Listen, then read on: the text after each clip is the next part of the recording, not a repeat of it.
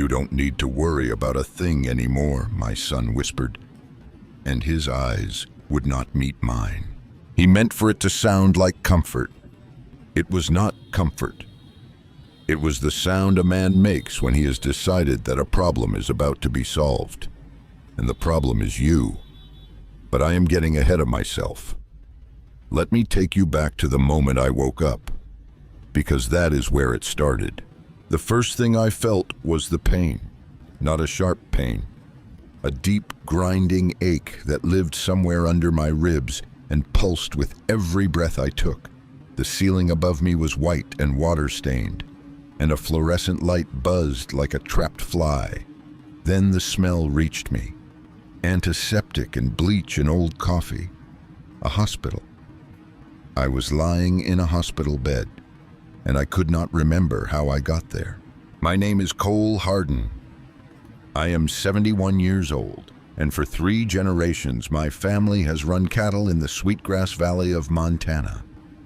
I have been thrown by horses. I have been kicked, gored, and dragged across a corral. I once set my own broken finger with a pair of fencing pliers because the nearest doctor was 40 miles away and it was calving season. So when I tell you the ache in my chest that morning was different, understand that I know pain.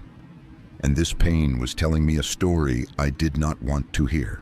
They told me my horse had thrown me, 3 cracked ribs, a concussion, 2 days drifting in and out of sleep. But I had ridden that mare for 11 years. I broke her myself. She has carried my grandchildren and stood quiet through lightning storms that sent younger horses screaming through the fences. She has stood quiet through hailstorms and through the noise and chaos of the fall gather. In 11 years, that mare has never thrown a single living soul. Not once. A horse that gentle does not break a 71-year-old man on familiar ground for no reason. That was the first lie. It would not be the last. And lying in that bed with the fluorescent light buzzing over me, I understood something with the cold clarity that only comes to a man who has just been handed the truth by his own body. Someone had wanted me on those rocks. If you have ever been betrayed by your own flesh and blood, by someone you raised and fed and taught and trusted, then stay with me tonight. Let me know in the comments where you are listening from, because what happened to me in that valley is not just my story. It is a warning. I turned my head. It cost me. And there he was. Trent, my boy, 45 years old now, slumped in a plastic chair by the window, staring at his phone. He had not noticed I was awake. "Trent," I said. My voice came out as a dry rasp. He flinched like I had fired a rifle. The phone dropped into his lap. He stood up fast and crossed to the bed and arranged his face into something that was supposed to look like relief. But his eyes slid past mine and settled somewhere on the pillow beside my head. He reached out and patted my forearm twice, the way you might pat a dog you were not sure would bite. "Dad, thank God, you took a bad fall," he said quickly, like a line he had practiced. "Bell threw you, out by the north pasture.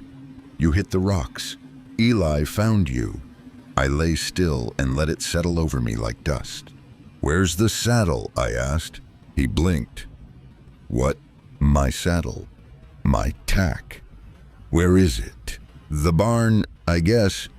Something tightened in his jaw. "Why does that matter? You almost died out there. We've been sick with worry. Lacey's been here every day." "I doubt that," I thought. But I kept my face as slack and empty as the gray morning sky outside the window. I waited for him to ask me how I felt. I waited for him to say he was glad I was alive. I waited for one true thing to cross his face. Instead, he glanced at the door.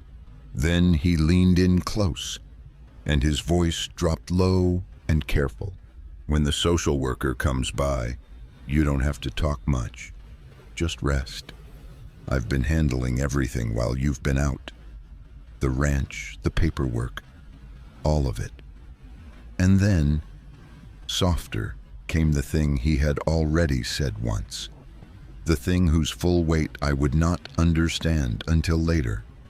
You don't need to worry about a thing anymore. There it was again, quiet as a snake in tall grass. A man does not say that to his father. A man says that to a problem he is about to solve. I closed my eyes and let him think I was tired. Behind the dark of my own eyelids, my mind was sharper and colder than it had been in years. I could feel something hardening in me, settling into place like the first hard freeze of October. They thought they were picking up a broken old man. A man who had lost his ranch, his wife, and now his mind. Somewhere out on the rocks of the North Pasture, they were going to find out how wrong they were.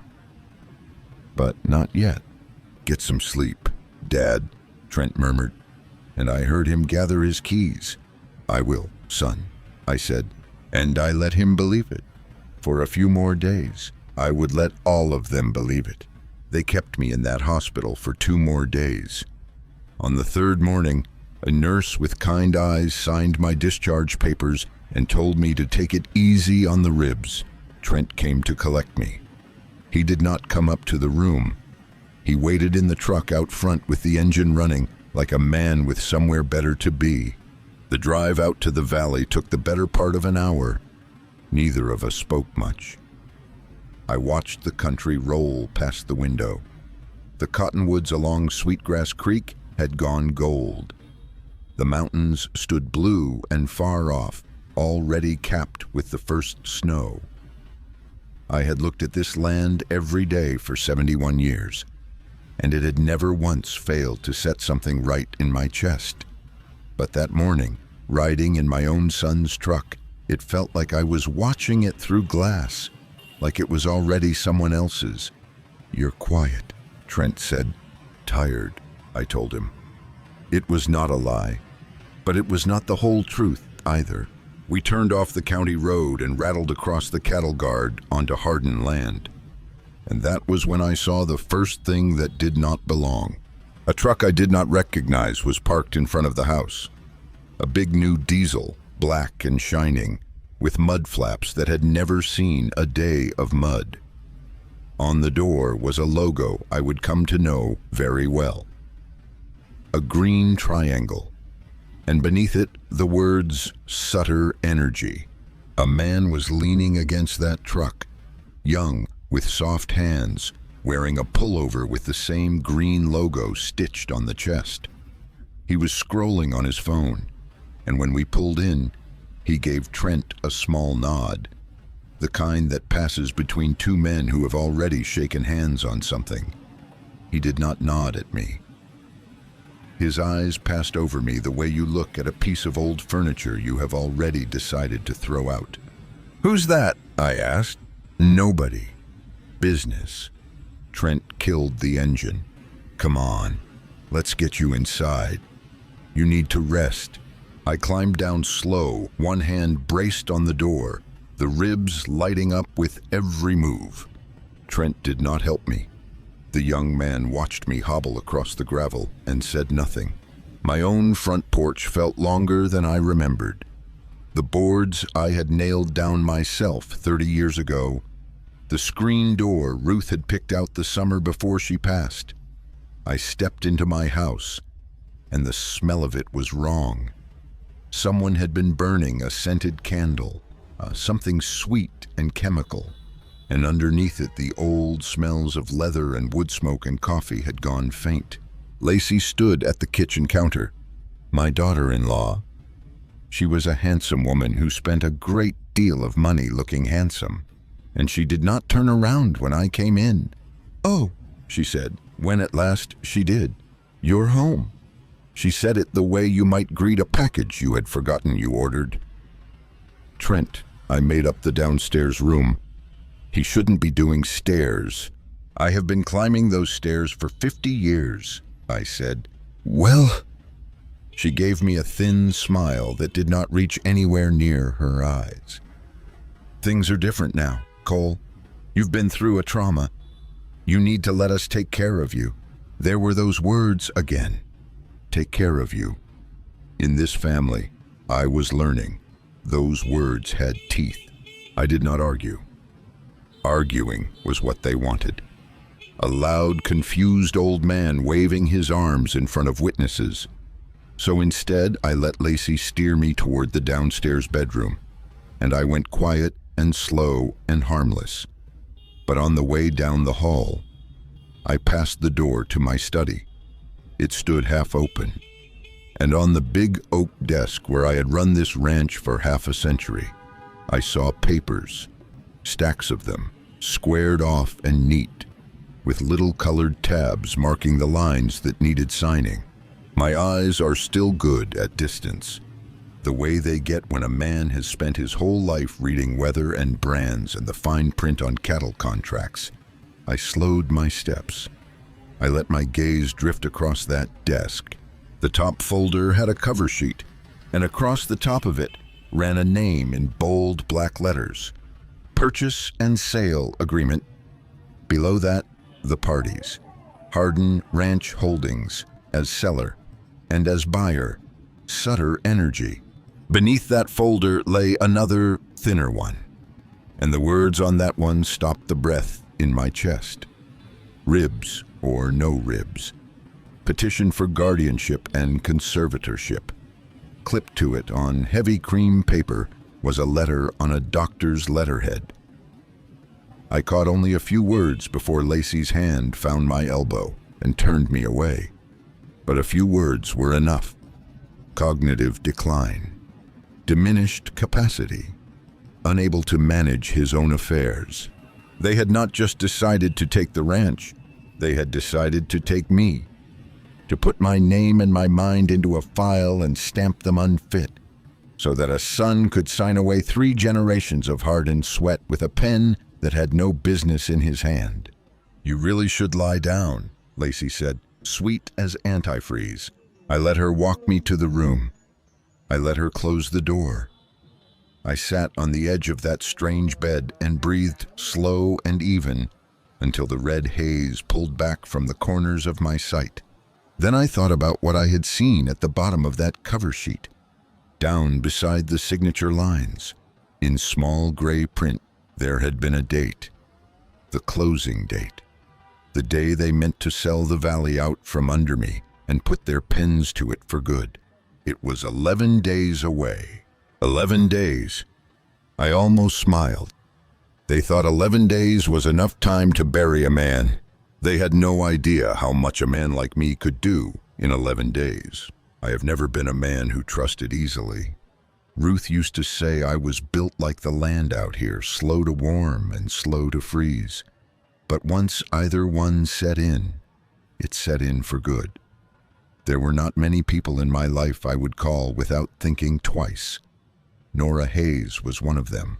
Her father, Gene, had been my closest friend for 30 years. We had branded cattle together, buried our wives in the same year, sat on the same porch through the same long winters. When Gene's heart gave out 3 springs ago, I had carried one corner of his casket. Nora was the only thing left of him, and she had grown up into a woman sharp enough to cut glass, which was why she had a law practice in Ashford and why I trusted her with what I could not trust to anyone else. I called her from the downstairs bedroom that evening, keeping my voice low, one ear to the door. She came the next morning before 7, parking her old Subaru behind the equipment barn where it could not be seen from the house. I was already out there, sitting on a hay bale with 2 cups of coffee I had lifted from the kitchen while Lacey was in the shower. Nora sat down across from me on an overturned bucket and opened her satchel without saying hello. "I've been looking into this since you called," she said. "It's worse than I hoped." "Tell me." She laid it out flat and fast the way a good lawyer does, without softening the corners. The guardianship petition had been filed 6 days ago while I was still unconscious in the hospital. The filing used a psychiatric evaluation signed by a doctor, Harlan Webb, a clinic over in Billings I had never once visited. The evaluation noted that I had displayed confusion and signs of early cognitive decline during an office visit 2 months prior. I had not had an office visit 2 months prior. I had not been to Billings in over a year. "The signature is real," Nora said, "but doctor, Webb has a history of producing these evaluations on short timelines for a fee. Complained about twice to the state medical board. Nothing ever stuck." "How much?" I asked. "We don't know yet." But the money moved through Dale Whitcomb's firm. Dale Whitcomb had been my family's lawyer for 22 years. He had written my father's will. He had handled the water rights dispute with the Brennan family back in 2004. He was a man I had shaken hands with more times than I could count. I looked at my coffee. "And the sale," I said. Nora pulled out another sheet. The purchase and sale agreement between Hardin Ranch Holdings and Sutter Energy was signed, pending the guardianship order. The price was 40% below current assessed value, which was itself already conservative. If the mineral survey reports were accurate, the ground under that grass was worth 3 times what Sutter was paying. Trent either did not know that or did not care. He needed money fast, and Sutter was the first hand he could reach. "When I asked Whitcomb about the books last week," Nora said, "he told me I didn't have standing to review them. Then he stopped returning my calls." "He's scared," I said. "He should be. Cole, there are withdrawals I can't trace. Cash transfers into accounts I can't identify. Somebody has been moving money out of the operating account for at least 8 months. Small amounts at first, then larger ones. The account is down to almost nothing." She paused. "I don't know how Trent has been making payroll." I thought about the young man with the clean mud flaps, the nod that had passed between him and Trent in the gravel drive. "He hasn't been," I said. "He's been promising a payday. As soon as the sale closes." Nora folded her hands on her knee. She had her father's eyes, dark and steady, and right now they carried the expression of a woman staring at a road washed out by floodwater. By her accounting, there was no way around this one. "Cole," she said quietly, "they have a doctor, a lawyer, and a signed contract. The guardianship is moving through the court, and the closing is in 10 days. I can file a challenge, but with this timeline and the medical paperwork, I don't know if I can stop it in time." She leaned forward. "Tell me you have something. Because from where I'm sitting, they've covered all the ground." I took a long sip of my coffee. It had gone cold. "They covered the ground," I said. "That's exactly right." Nora frowned. "Cole, they just forgot about what's under it." I stood up slow, one hand on the stall rail. "Come back tonight, park the same place, and Nora." I looked at her. "Don't call Whitcomb again. Don't call anyone. Not yet." She studied me for a long moment. Then she nodded once, and I saw the shift happen in her eyes.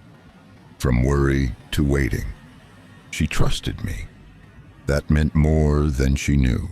I handed her the second cup of coffee, the one I had not touched. "Still warm," I said. "Drink it on the way back." I walked toward the house alone. The ribs ached with every step. The sky above the valley was the color of steel wool, and somewhere in the north pasture I could hear Belle calling. Even across that distance, I would have known her voice anywhere. I was going to need her soon enough. Nora came back at 7 that evening. The sun had already dropped behind the ridge, and the temperature had fallen with it, the way it does in October in the valley. She parked behind the equipment barn again and found me sitting on the same hay bale. A lantern lit between us and a thermos of coffee she had not expected. She sat down without a word and waited. That was one of the things I respected most about Nora Hayes. She knew when to fill silence and when to let it breathe. "I need to tell you something," I said. "Something almost nobody knows." She nodded. I leaned forward, resting my forearms on my knees. "You know why Ruth and I had this land put into the holding company when we restructured back in '09? Asset protection," Nora said. "Standard for a ranch this size." "That's right. But what we did not put in there, what we kept completely separate, were the mineral rights." I watched her face. 40 years ago, my father showed me something in an old survey map. A formation under the south and east pastures. Geologists call it a tight sand formation, the kind that holds gas. Back then, nobody much cared. Wasn't worth the cost to get at it. But my father always said that what's in the ground stays in the ground until you decide otherwise. So when we set up the holding company, Ruth and I severed the mineral rights from the surface rights and placed them in a separate instrument. Nora had gone very still. "It's called the Ruth Hardin Mineral Trust," I said. "Named for her." She insisted on that. "It's a revocable trust, and I am the sole trustee. Trent has no authority over it, no access to it, and no legal ability to transfer or encumber it. When he sells Hardin Ranch Holdings to Sutter Energy, he sells them the land, the surface, the grass and the fences and the corrals and the house." I paused. "He does not sell them what's underneath." The lantern flame wavered between us. Nora sat absolutely motionless, her coffee cup halfway to her mouth and forgotten. "Cole," she said at last, her voice very measured, "does Sutter Energy know about the trust?" "No." "Does Whitcomb know?" "He drafted the trust documents. He knows it exists." I let that sit for a moment. "He also knows that without the mineral rights, the sale price Trent has agreed to is almost worthless to Sutter Energy. They're not buying grass, they're buying access to what's below it. And they can't have it." Nora set her cup down slowly. A rancher's daughter who had grown up knowing what the land was and what it was not. She understood immediately what I was telling her. The color in her face had changed. She looked the way people look when they realize the floor they thought was solid is actually the roof of something much larger. "So the sale," she said, "is a transaction for property that cannot deliver what the buyer thinks they are buying." The moment Sutter's lawyers run a title search deep enough to find the mineral severance, the deal collapses, or we collapse it for them on our timeline. "When?" she asked. "Not yet." I pinged up the thermos and poured. "Right now, Trent thinks he is winning. He thinks I am an old man with a broken body and a cloudy mind, and a doctor's note that says so. If I move now, he runs. He cancels the deal, clears out what he can, and hires lawyers to fight me in court for a year. I don't have a year." I handed her a cup. "But if I let him believe he has won, if I let him sign and celebrate and start spending money he does not have yet, he commits himself. He can't walk it back. He can't claim he didn't know. He takes on the debt, makes the promises, shakes the hands, and then I show him what he actually bought." Nora was quiet for a long moment. The horses moved in their stalls, and somewhere across the valley a coyote called once and went silent. "There's something else," I said. She looked up.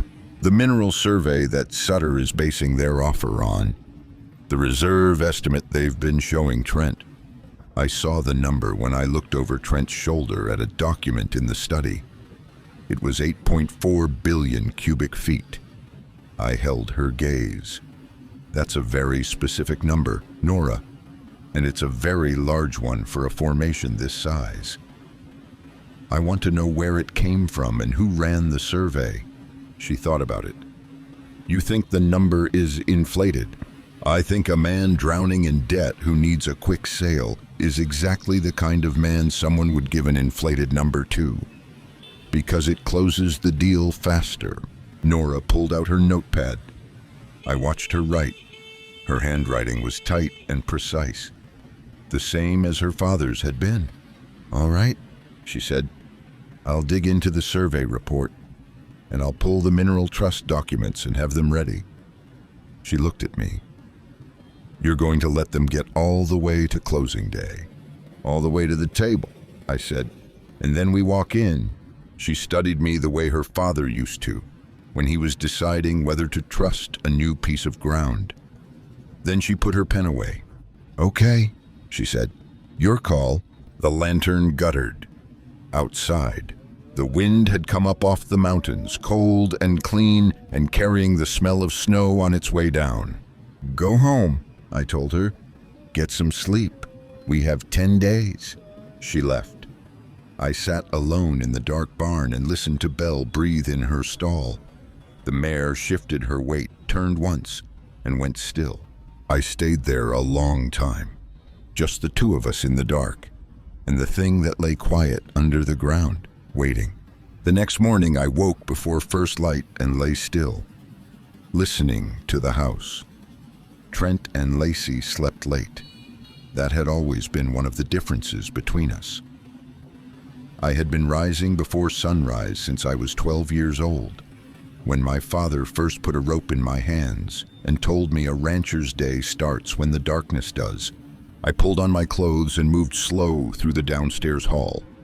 The ribs were still there, reminding me, but they were an old complaint now, and I had learned to work around them. I went first to the kitchen, then past it, deeper into the house. I moved from room to room. It is a strange thing to walk through your own home looking for signs of yourself and finding mostly absence. Ruth's blue and white china was gone from the kitchen shelves, replaced by dishes that were white and flat and blank. Her reading chair, the high-backed one by the east window where she had sat every evening with a book and a lamp, had been moved out. Her wedding photograph, the one that had hung on the wall at the bottom of the stairs for 40 years, was gone. In its place was a canvas print of mountains that could have been anywhere. I did not allow myself to stand and feel it. I kept moving. Eli Cruz was in the equipment barn, which was where I expected to find him. He was 25 and had been working this ranch since he was 17, when he had walked up the drive one cold November morning and asked if there was anything that needed doing. There had been. There always is on a place this size. I had given him a bunk and a day's wages, and he had never once given me cause to regret it. When he saw me come through the barn door, he set down his wrench. Something moved through his face that he did not quite manage to hide. Real relief, the kind that tells you a man has been carrying something heavier than he wanted to. "Mr. Hardin," he said, "you're up early." "I'm always up early," I said. "How are the horses?" "Belle's been off her feed a little, restless." He hesitated. They gave me a list, things to sell off. Old equipment, some of the smaller stock. I kept stalling. Said I needed to check with you first. He looked at me sideways. They didn't like that. "You did right," I said. We walked the barn. Eli had kept everything tight and clean despite what must have been happening around him. I told him so.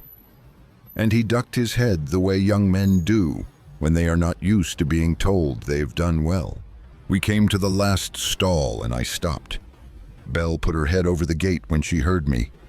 Big brown eyes, a white blaze down her nose, 15 hands of solid quarter-horse mare. I put my hand on her neck and stood there a moment. She exhaled through her nose and leaned into my palm. "The saddle," I said quietly. "My good saddle, the one I was riding. Where is it?" Eli reached past me and lifted it down from the rack where it hung. A working saddle, old and dark with years of oil and sweat.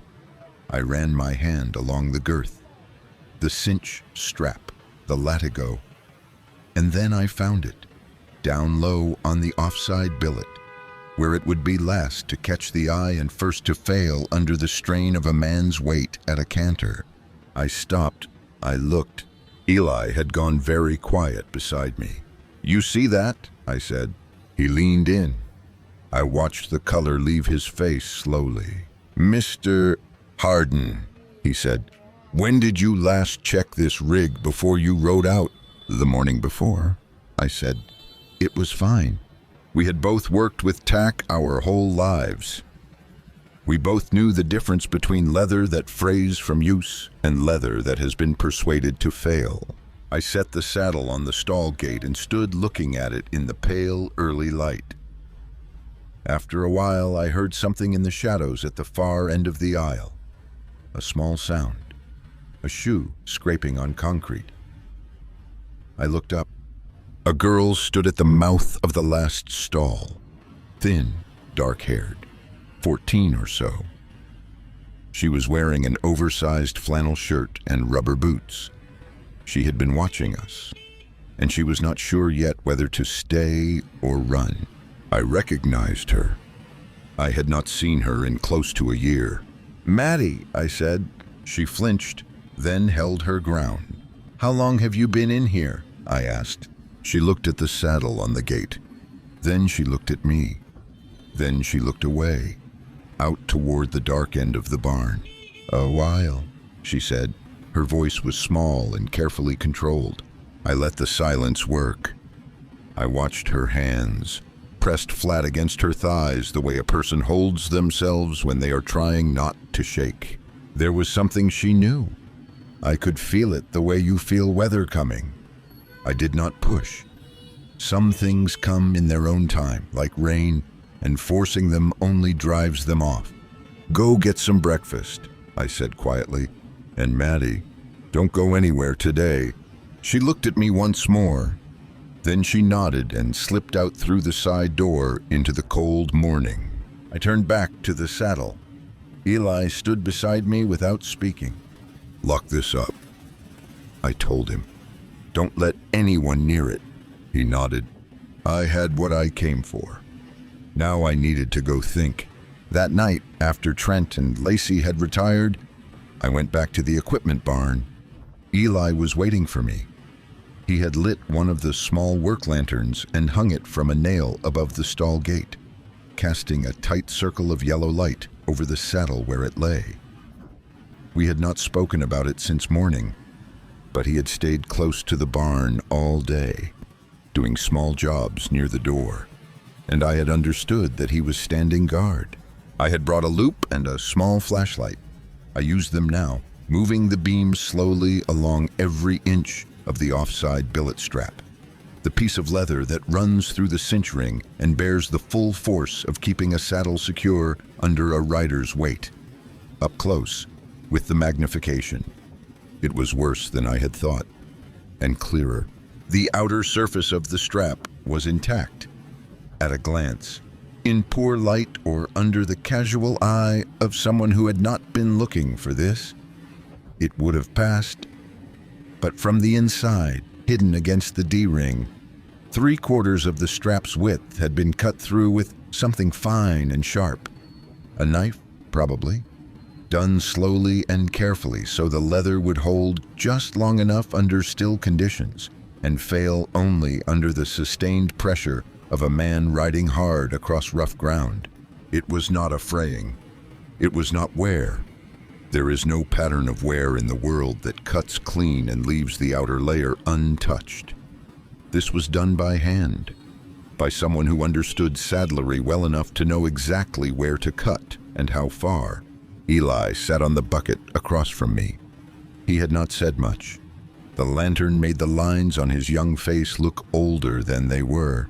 "Who had access to the tack room that morning?" I asked. He was quiet. "Trent was out here early," he said at last. "Before breakfast. said he was checking on the irrigation pump. But the pump is on the other side of the property. There's no reason to come through the barn. He looked at his hands. I wasn't watching close enough. I should have been. You didn't know to watch, I said. Neither did I. I set the loop down on the stall gate. I sat there in the lantern light and let it settle over me. What this meant. Not what I had suspected. Not what I had feared. What it was. My son had tried to kill me. Not in anger. Not in some hot moment that a man might later say was a mistake. This had been planned. He had come out before breakfast, before anyone else was awake, and he had used a small blade to cut a strap almost all the way through. And then he had gone back inside and eaten his breakfast and waited. He had sent me out on Bell knowing what would happen on the north pasture, where the ground is rocky and the slope is steep enough to break a man who comes off a horse wrong. I have been in this world long enough to know that human beings are capable of a great range of things. I have seen men do good that surprised me. I have seen men do things I would not have believed if I had not been there to witness them. But this was different. This was my boy. I had taught him to cinch a saddle properly when he was 9 years old. I had shown him the strap and told him never to neglect it, that a man's life depended on a well-kept rig. He had used that knowledge to try to take mine. I did not let myself sit in it long. Grief is a necessary thing, but there is a time for it, and this was not the time. I folded the feeling down and set it aside, the way you fold a tarp over something you will deal with later, and I turned my mind to what came next. I need photographs, I said. Good ones. Close up with something next to the cut to show scale. Eli pulled out his phone without being asked and started taking them. He was thorough. He went through 8 or 10 angles, moving the lamp, adjusting the light. When he was done, I took the phone and looked through the images. They were good. A forensic examiner would have no difficulty reading what they showed. Send those to Nora Hayes, I said. Her number is in my contacts under Jean, her father. Send them tonight. He nodded. Then he looked up at me. Something in his face that was past the facts of what we had found. Something more personal. What do we do? He asked. It was a simple question, but coming from Eli, said the way he said it. It carried something underneath it. He was not asking about the photographs or the lawyers. He was asking whether I still had something left to fight with. Whether the old man who had given him a chance 8 years ago was still in there. We do what ranchers do, I said. I stood up, one hand on the stall rail, and looked at him steadily in the lantern light. We work the problem, one fence post at a time. Eli looked at me for a moment, then he nodded once, and I saw the tension go out of his shoulders. I reached over and scratched Belle under her jaw. She pushed against my hand. She was calm. She had been calm all along. She had done nothing wrong, and she had never been going to. It was the saddle that had failed, and now I knew who had wanted it to. This was not about money anymore. It had not been for a while. A man who cuts a saddle strap does not want his father's land. He wants his father gone. That changes everything. I found Maddie the next morning in the same place I had found her the day before. She was sitting on an overturned feed bucket inside Belle's stall, her back against the wall, with the mare standing over her the way horses do when they have decided someone is worth protecting. She had a book open in her lap, but she was not reading it. She was watching the barn door. She had been watching for me. I came in slow and sat down on the stall gate across from her, taking the weight off my ribs. You like it in here? I said. She shrugged. It was not dismissal. It was the shrug of someone who has learned that directness draws attention. It's quiet, she said. Nobody comes in here much. Not anymore. I looked at her. 14 years old, her mother's dark hair and her mother's way of holding herself. That particular stillness that comes not from calm, but from practice. From spending years in a house where it was better to be invisible. Beth had been like that once. My daughter.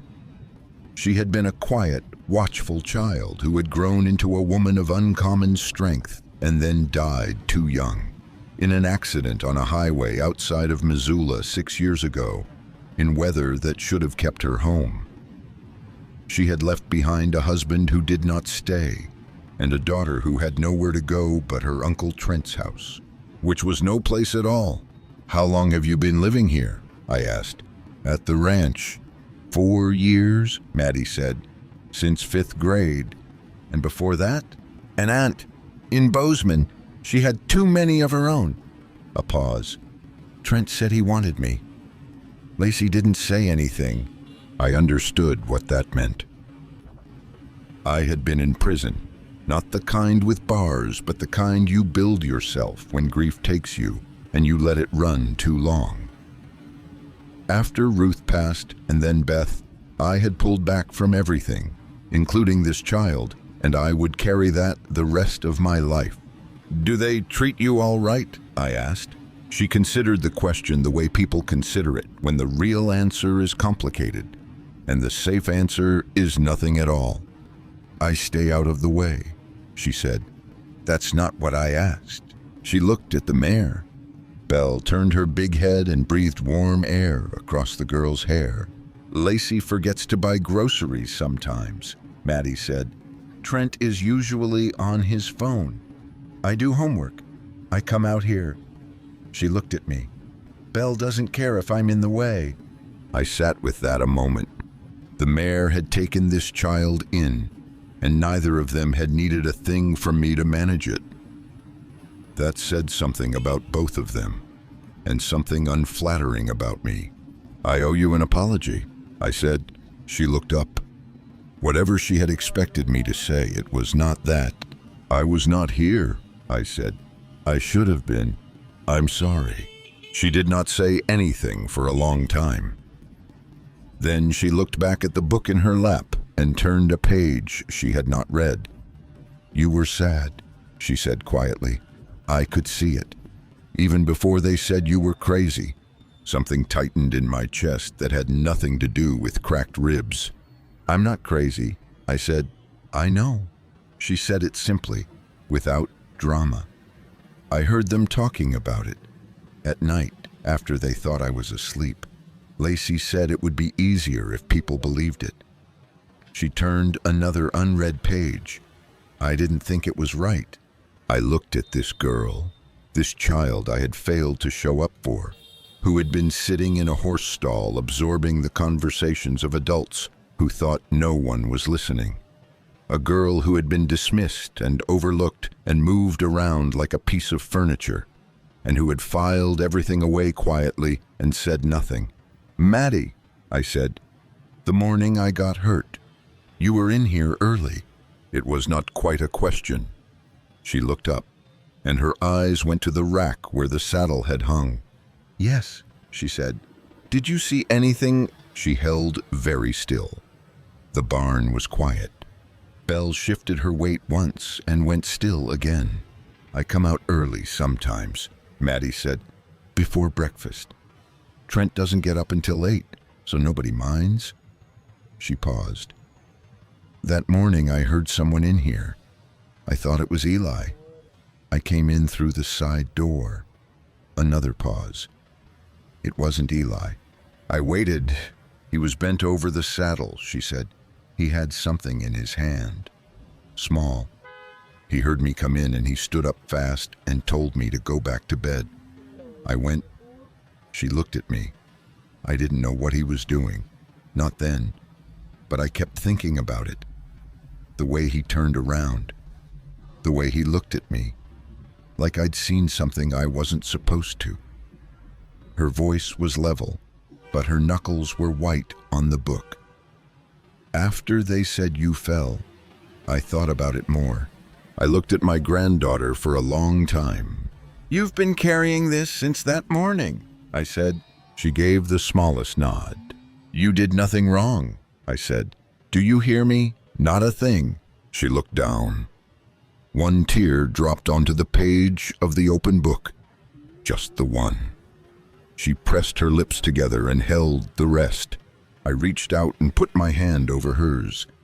Careful and steady. She did not pull away.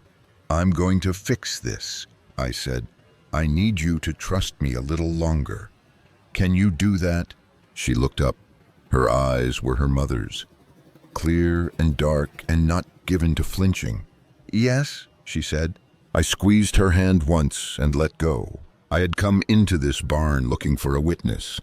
What I had found was the last piece of my family, sitting in a horse stall, waiting for someone to remember she was there. I was not going to forget again. 2 evenings later, Trent hosted a dinner at the house. He did not invite me. He told me at lunch that he had people coming and that it would be better if I stayed in my room, kept things simple, did not confuse his guests.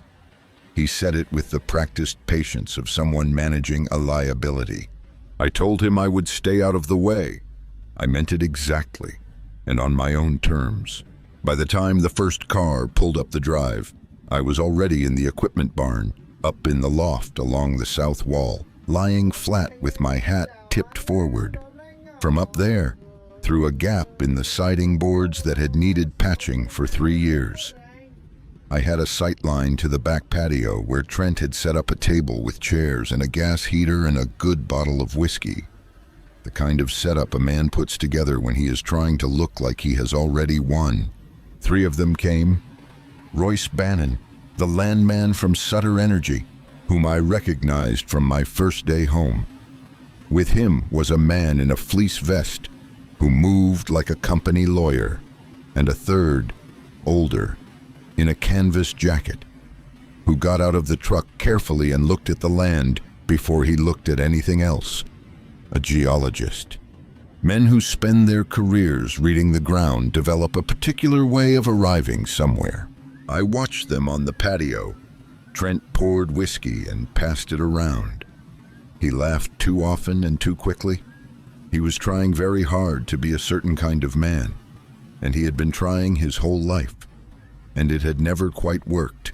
They talked for the better part of an hour. I could not hear words, only rhythm. At one point, Trent spread something on the table. Bannon pointed, and the geologist nodded. The lawyer made a note. Then Trent went inside and came back with a thick folder. I watched Bannon pull out a single sheet, hold it toward the heater's light, and read it carefully. I had seen enough of those conversations to know what was happening. Reserve estimate. The number they were using to justify the price. Later, when they had moved inside for coffee, I climbed down from the loft. Nora's car was parked 200 yards up the road in the dark, where the timber comes close to the fence line. I tapped once on her window. She had her laptop open. "The survey report," I said. "What did you find?" "The reserve estimate Sutter is working from was produced by a firm called Western Basin Analytics. The report came in 6 weeks ago and set the purchase price." She turned the laptop toward me. I put on my reading glasses and leaned in. The document was dense with subsurface geology, formation depths, permeability calculations, recovery factors, the kind of report most people take on faith because most people do not have the background to question it. But I had spent 40 years talking to the people who survey land for energy and mineral leases. I had sat across enough tables from these reports to know what real numbers look like. The reserve figure was 8.4 billion cubic feet. For a formation of this type in this region, that number was not impossible, but it sat at the very top of the plausible range, the high end of the high end, the kind of number you use when the deal needs to work and you need the buyer to commit before he looks too closely. "Who commissioned it?" I asked. Nora pointed to the cover page. In the client field was a name I did not recognize, Red Mesa Consulting, but beside it, listed as the authorizing signatory, was a name I knew very well. Dale Whitcomb. I sat back and let that connect with everything else. Whitcomb, who had filed the guardianship. Whitcomb, whose firm had moved money to the doctor in Billings. And now Whitcomb, who had commissioned the geological survey that gave Trent a price to sell and Sutter a reason to buy. "He's in the middle of all of it," Nora said. "He's the hinge," I said. "Without him, none of the pieces hold together." I looked back at the report. But there's something else. If this number is wrong, if the reserve estimate is inflated, then Trent didn't just sell land he had no right to sell. He sold Sutter Energy a dream. When they drill and the numbers don't match, the liability is his. Nora was quiet. Fraud in the inducement, federal if it crosses state lines. I know. I'm not running that play, but I want to know exactly how wrong this number is. Can you get me an independent assessment? I know a retired geologist in Helena. Sharp man. I can have him look at the formation data quietly. Do it, I said. Tell him urgent, and no calls about it to anyone. I stepped out into the cold. The dinner was still going on in the house. Lights in every window. Trent's laughter drifting across the dark yard. The number he had built his whole plan on was a number someone had constructed for him. A foundation of smoke and paper. And I was about to find out exactly how thin the ground beneath it truly was. Let him laugh in there, I thought. Let him fill those glasses and make those promises and believe he is building something that will hold. Every hour he spent celebrating was an hour I spent closing the net. He had chosen a number to sell a dream on. I had spent a lifetime learning that the ground tells the truth, sooner or later, to anyone willing to read it right. He should have remembered that his father was one of those people. The books arrived the following morning. Not the official ones, the sanitized version that Whitcomb had been showing to the court. The real ones. Nora had a contact at the county recorder's office who owed her a quiet favor. And what came through was a set of financial records for Hardin Ranch Holdings going back 18 months. The kind of granular transaction history that tells the actual story of a business, rather than the story someone once told about it. We spread them across the work table in the equipment barn. Eli was with us. I had started including him in the working sessions, partly because he deserved to know what was happening on land he had given 8 years of his life to, and partly because 2 pairs of eyes move through numbers faster than one. We worked through the morning. The picture that came together was uglier than I had expected, and I had expected ugly. For the first 6 months, the withdrawals were small. Transfer fees, consulting expenses, disbursements to vendors I could not identify. The kind of line items that pass unnoticed in a busy operation. Then, around the 8-month mark, the scale changed. Larger transfers always to the same receiving institution, a financial services firm out of Nevada called Tallgrass Capital. I had never heard of it and had never authorized any dealings with it. Tallgrass, Nora said, and typed it into her laptop. She found it in under 2 minutes. Tallgrass Capital was a private lending firm specializing in what the financial industry called bridge loans. Short-term, high-interest instruments designed for borrowers who needed money quickly and could not access conventional credit. Their standard terms ran at rates that would have made a good bank manager pale. Their borrowers were, by definition, people who were out of good options. Nora found the loan agreement attached to a UCC filing that Tallgrass had made with the state to protect their security interest. The filing listed Hardin Ranch Holdings as the debtor. The amount was $340,000, drawn down in 3 tranches over 4 months. The collateral listed was the operating assets of the ranch, the equipment, the cattle inventory, the vehicles, and the signature on the loan documents was mine. Or rather, it was a signature that was supposed to be mine. I looked at it for a long time. My signature is a particular thing, developed over decades of signing contracts and cattle paperwork and land filings. It has habits and quirks that I know the way I know my own face. And this was close enough to pass at a glance on a document among other documents, with an identity that no one was expected to scrutinize. But it was not mine. "He forged it," Eli said quietly, looking over my shoulder. "He or Whitcomb?" I said. "Most likely both." Nora leaned back in her chair. "Cole, if the signature is forged, that's bank fraud, wire fraud, if any of the transfers crossed state lines, which they did." She paused. "That's federal exposure. For Trent. For Whitcomb. Potentially for whoever at Tallgrass signed off on a loan without verifying the borrower's identity." "When does it come due?" I asked.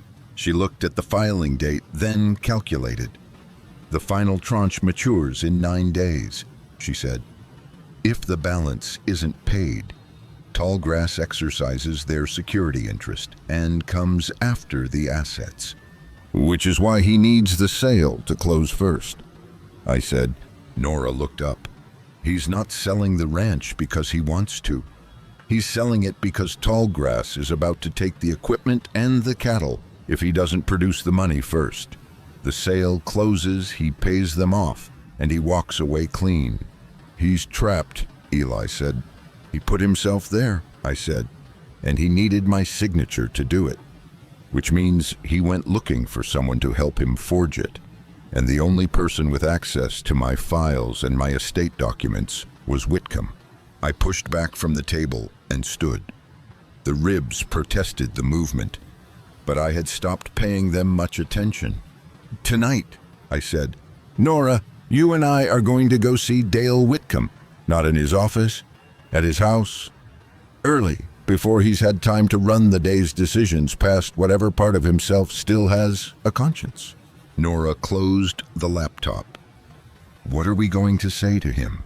"We're going to show him what we have," I said, "and we're going to give him a choice." I looked at her. Men like Whitcomb didn't start out rotten. They got there one compromise at a time.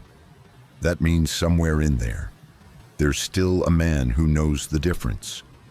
I want to find him before the lawyers do, because a man who comes forward on his own terms is a very different witness than one who gets cornered.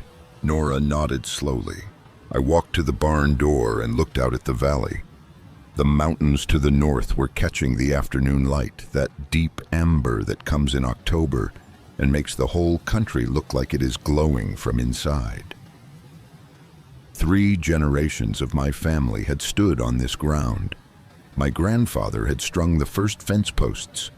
My father had drilled the first well. My son had borrowed $340,000 against it with a pen that was not his to use. Tonight, we were going to start taking it back.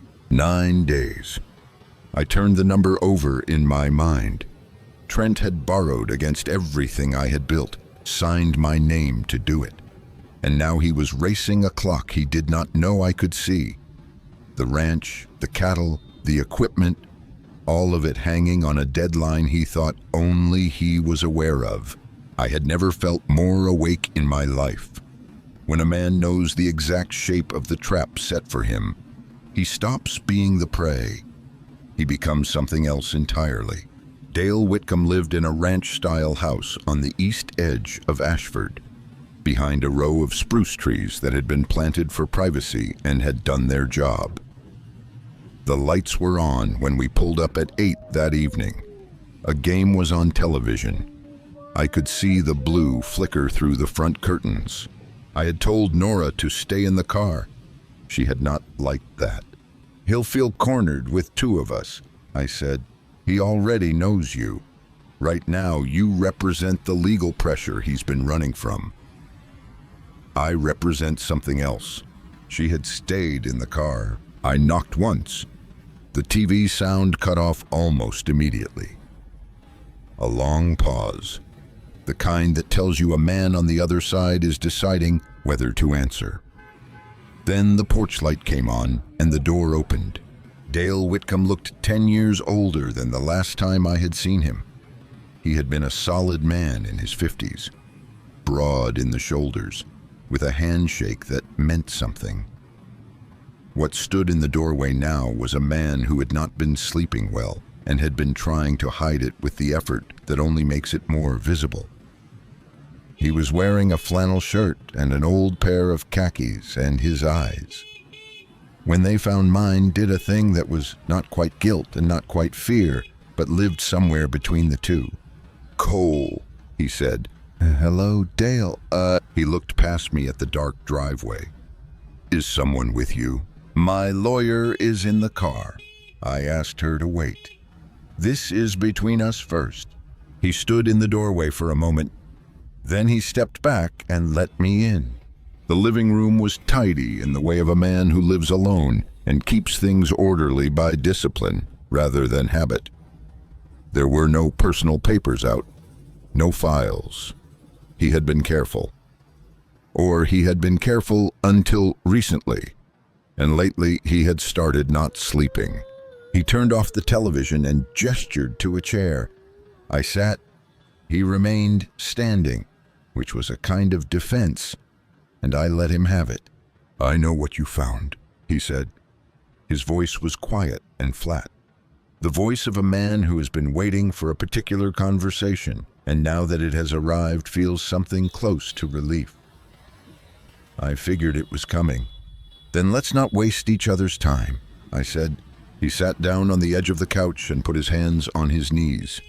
He was not going to look away, which I respected.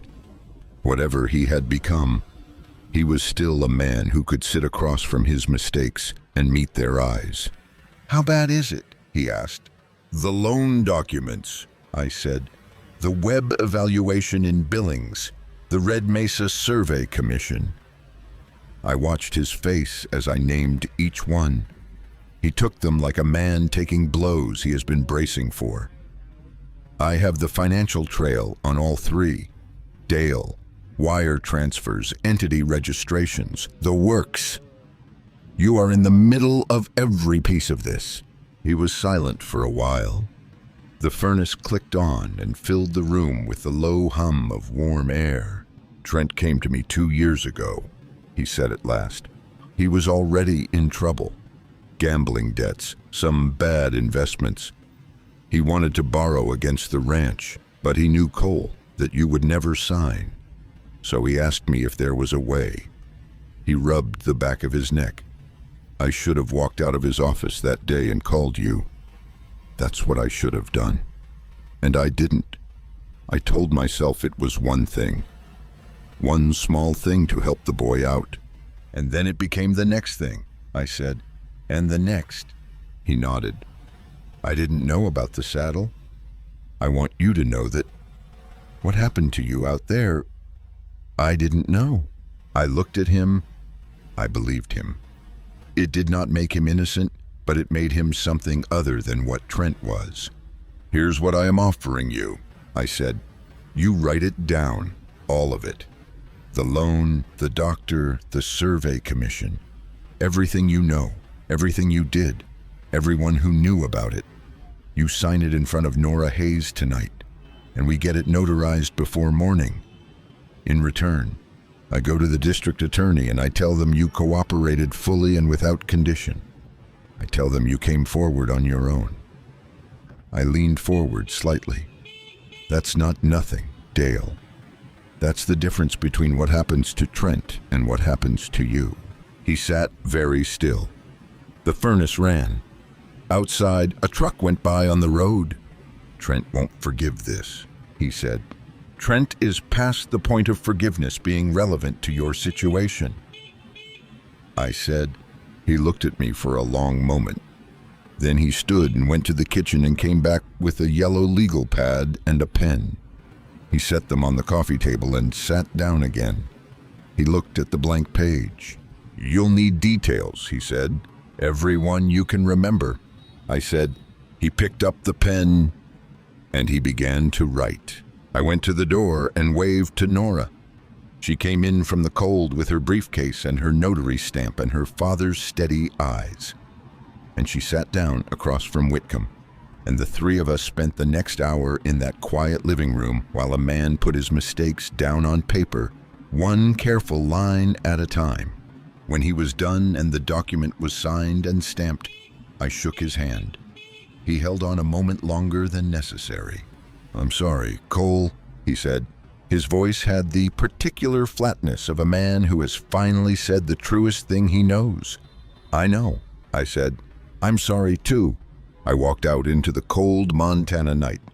Nora fell into step beside me. "We got him," she said quietly. "We got the hinge," I said. "Now the door opens." The next 3 days I spent on the road. Not the kind that takes you far. The kind that winds between properties you have known all your life, between gates you have passed through and fences you have helped string, between kitchens where you have sat with coffee and talked about weather and cattle prices and the long business of keeping land alive. The kind of road that is really a web, and once you know your way through it, you can move fast. I started with Hank Brennan. Hank ran the property to our north 4,000 acres of benchland. He had worked with his wife Doris for 30 years. He was 73, a year older than me, and we had argued about fence lines and water rights for most of our adult lives. When his mare had colicked 3 winters back and the vet was snowed in, I had driven over in a blizzard and spent the night in his barn walking her through it. When Ruth died, he showed up the next morning with a casserole and did not say a word, just set it on the counter and sat with me for an hour. That is the kind of man Hank Brennan is. He does not require explaining. I knocked on his door at 7 in the morning. He opened it before I knocked twice, which told me he had seen me coming up the drive. "Heard you were back," he said.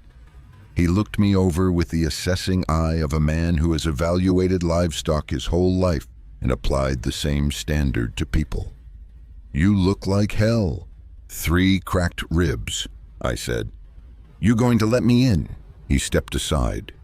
Doris had coffee on and poured me a cup without being asked, then went back to her side of the kitchen, which was her way of saying she was there if needed and gone if not.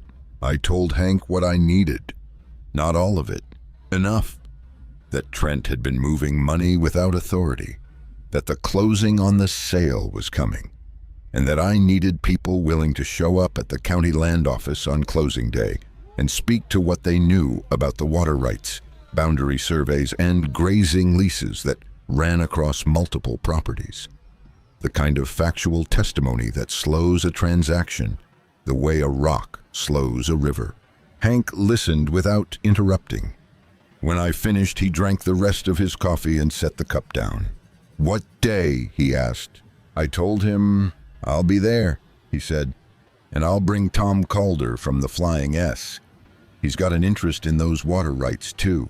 I spent the rest of the first day covering the valley, the Calder place, the Murchison property along the creek bottom, the Ortega family east of the highway. At each stop, the conversation was different in detail and the same in shape. I told people enough to ask for their presence, and not so much that I spread more information than was safe. At the Flying S, Tom Calder's wife pulled me aside while Tom was getting his boots. A small, direct woman who had survived 2 downturns and 1 flood. "People have been talking," she said quietly, "about what Trent's been doing. Nobody liked the sale." She looked at me. "They've been waiting for you to come back." "I'm back," I said. She nodded and went inside. On the second day, I visited the brand inspector's office. Ray Denning had held the job for 16 years, a meticulous man who kept records the way other men kept money. He had concerns about recent cattle transfers through Hardin Ranch Holdings, numbers that did not match his books. I did not ask him to take sides. I asked him to bring his records to the closing and be prepared to speak to their accuracy. He said he would. By the third afternoon, Trent had noticed something was changing. I could see it in the way he watched me at dinner, a new sharpness in his eyes. He had grown used to me being quiet and slow and docile. The quiet had not changed, but something beneath it had, and he could feel it without naming it. That evening he came to the door of the downstairs bedroom without knocking. "People have been saying they saw your truck around the valley," he said, trying to sound casual and not succeeding. "I thought the doctor said you should rest." "I get restless," I said. I was in the chair by the window, reading. I did not look up. "What have you been doing out there?" "Visiting neighbors. I've known these people all my life. They like to know I'm all right." A long pause. I turned a page. "The closing is in 4 days," he said. "I know. After that, things are going to change around here. For everybody." He was fishing for a reaction and not finding one. "It'd be better if you stayed calm and let things happen the way they're going to happen." I looked up at him then, just long enough for him to feel the difference between an old man who had given up and something else entirely. "Good night, Trent," I said. He stood in the doorway a moment longer. Then he left. I turned back to my book. Outside, the valley was dark and still, and across it, at kitchen tables and in barns lit by work lights, a dozen people were quietly keeping their calendars clear. The web was set. I had moved through the valley without noise and without drama, the way a rancher moves through his own land. Not a raid, a gathering. And when the day came, we would all be there. Some battles are won in the field, but the battles that last are won in the quiet days before, when no one is watching, when the work looks like nothing and amounts to everything. I turned out the light and sat in the dark for a while, listening to the house. 4 more days. 3 days before the closing, Trent made his move. I was in the barn with Eli when I heard his boots on the gravel. He did not come in. He stood in the doorway, and he was not alone. Lacey was behind him, and behind her was a man I had not seen before. Late 30s, rimless glasses, carrying a leather folder. He had the air of a professional who has been told his presence is necessary and has arrived prepared to be unpleasant. "Dad," Trent said. His voice was controlled in the way voices get when a man has rehearsed a conversation several times and is now running the version he settled on. "This is Dr. Ferris. He's a psychiatric consultant. We've arranged for him to do a brief evaluation today." I straightened up from what I was doing and looked at the 3 of them standing in the barn door. "Today," I said. "It's routine," Lacey said, stepping slightly forward. She was wearing the smile she used when she wanted people to understand that what was happening was for their own good. "Given everything you've been through and the court's timeline on the guardianship, they want an updated assessment. It's really nothing to worry about." "I'm sure it isn't," I said. I looked at the consultant. "Doctor, did my son arrange and pay for your services?" The man adjusted his folder. He had the grace to look slightly uncomfortable. "My firm was retained by the family to provide an independent evaluation." "The family," I said. "Which members of the family?" A pause. "Mr. Trent Hardin. Then we have different definitions of independent," I said. I turned back to what I had been doing. "I appreciate you making the trip, but I'm not interested." Trent came into the barn. His composure, which had been holding by effort, slipped a notch. "You don't have a choice. The court order allows for—" "Show me the court order," I said. I did not look up. He stopped. He did not have a court order. He had a hired consultant and a plan that depended on my cooperation. Those are two different things. "Nora Hayes," I said, still not looking at him, "will be happy to review any actual court-ordered evaluation request and respond appropriately." "You have her number." A long silence. The consultant took a small step backward. Lacey put her hand on Trent's arm. Trent shook her off. He walked toward me, stopping close enough to lower his voice.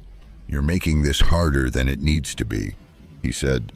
"There are people out there, people you've been talking to, who have been calling me." "What are you doing?" "Dad, what are you trying to start?" I set down the brush I had been using and turned to face him fully. We were close now, close enough that I could see the tension around his eyes, the slight tremor at the corner of his jaw. "I'm visiting my neighbors," I said. "Like I told you, you're trying to interfere with the closing." "I'm an old man on a ranch," I said. "I don't know what you're worried about." His jaw tightened. "Stay away from the Brennans. Stay away from the Calders. And stay away from Ray Denning at the Brand office. If you don't, I'm going to ask the court to restrict your movement pending the guardianship ruling. You'll spend the next 2 weeks in a facility, and when the closing happens, you won't be anywhere near it." He said it quietly, and he meant it. That was what made it cold. I looked at my son. I thought about the 11-year-old boy who had followed me around this ranch like a second shadow, who had wanted to learn everything, and who had, for a little while, been the best version of himself out here in this valley. I thought about where that boy had gone and what had replaced him, and I felt the sadness of it like a stone in the chest, heavy and permanent. Then I put it aside. "You could do that," I said. "It would buy you a few days, but the closing is in 3 days. Trent, if you tie me up in a facility, it makes a lot of noise. Courts notice noise. Nora notices noise. And the people I've been talking to, those neighbors who have been calling you, they notice noise too." I paused. "Is that really the play you want to run with 3 days left?" He stared at me. The consultant was now definitely edging toward the door. "You're bluffing," Trent said. "I've never bluffed in my life," I said. "You would know that if you had paid attention." We stood there in the barn for a long moment. Belle shifted in her stall. The consultant cleared his throat and said something about rescheduling and quietly withdrew. Lacey followed him. Trent stayed. He looked at me with something I had not seen on his face in a long time. Not anger, not contempt. Something that had not finished forming yet, but that sat behind his eyes like weather waiting to break. Then he turned and walked out. I watched him go. 3 days. He was going to press harder now. He was going to be watching everything. And somewhere in the hours ahead, I was going to have to be very careful about one remaining piece. I went to find Maddie. I found Eli waiting outside the tack room, having heard everything. He looked at me with the question he did not want to ask out loud. "We stay the course," I told him. 3 days. Nobody panics. Nobody moves early.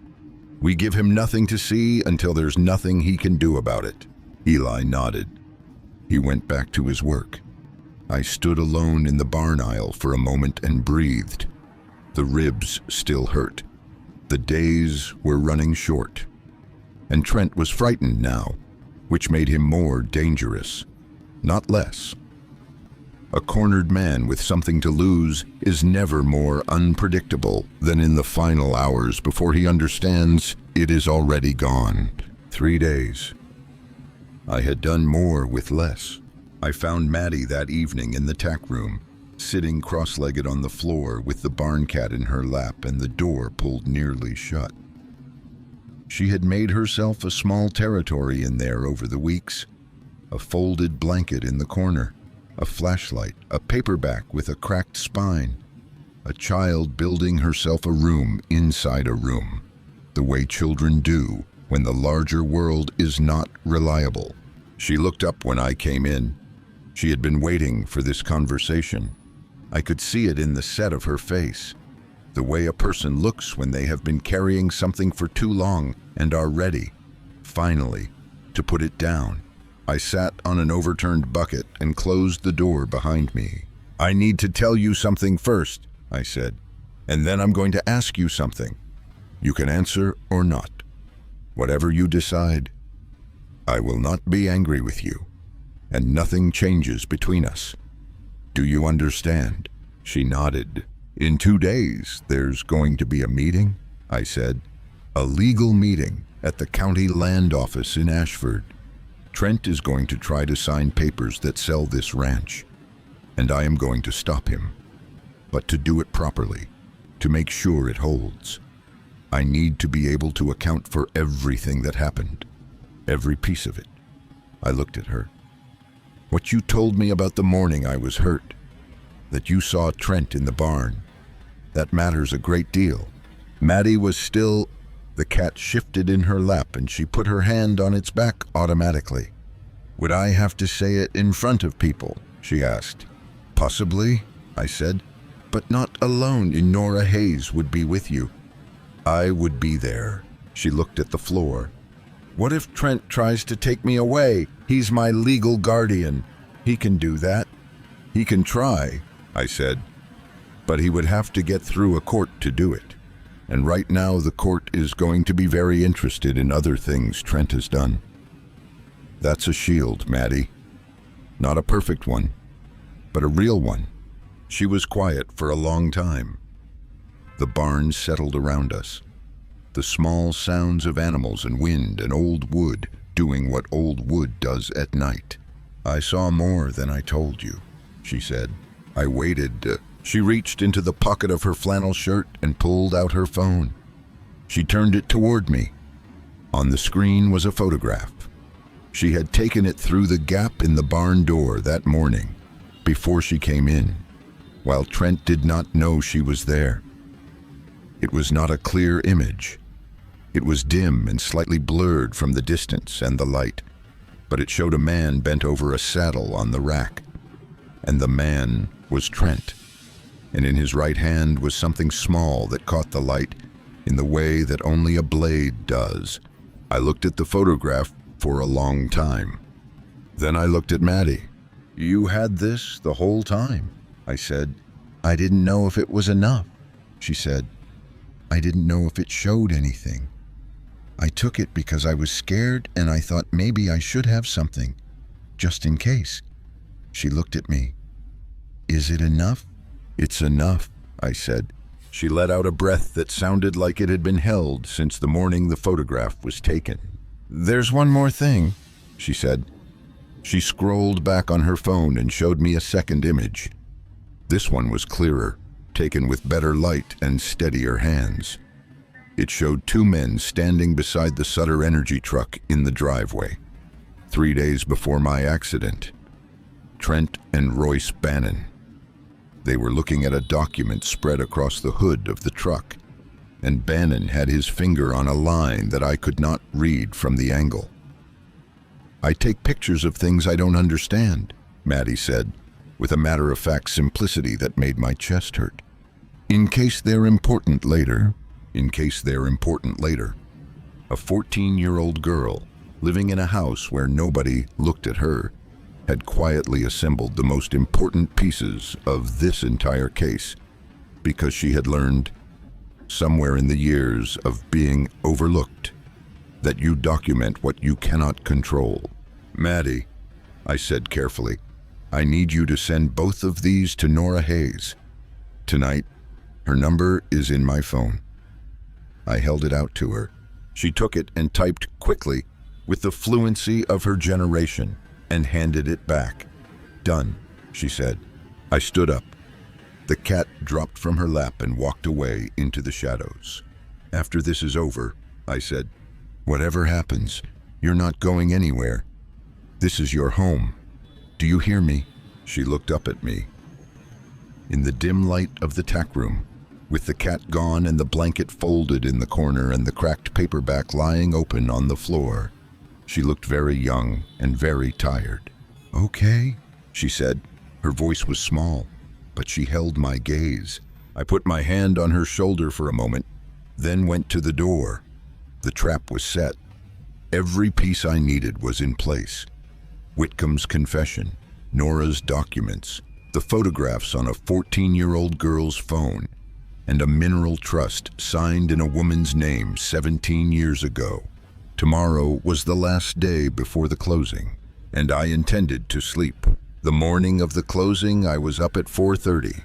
Old habit, older than anything else I could name. The body does not forget what the mind decides, and my body had been rising in the dark for 60 years without being asked. I dressed in the downstairs room without turning on a light, moving by memory and touch through a space I had lived in my whole life. The suit I chose was not the one I wore to funerals and not the one I wore to brand inspections. It was the one I had worn to the bank when I refinanced the first time, 30 years ago, when I had needed a room full of people to take me seriously. And it had worked then, and the cloth still held. Outside, the sky was the deep blue-black of an hour before dawn. The stars brilliant and close the way they only get at altitude in October, when the air has no warmth left in it to blur the light. The mountains to the north were a black shape against the darkness. The valley was perfectly still. I went to the barn. Belle was awake. She heard me on the gravel and put her head over the gate before I reached the door. I stood with her for a while in the dark, one hand on her neck, not doing anything, just being there. She breathed slow and even and warm against my jacket. Eli appeared from the headquarters at 5, pulling on his coat. He had not needed me to ask. He looked at me and at the suit and at the morning, and he understood what day this was. "Nora's meeting us there at 9, I said. He nodded. "I'll have the truck ready." I left him to it and went back inside. Trent and Lacey were not up yet.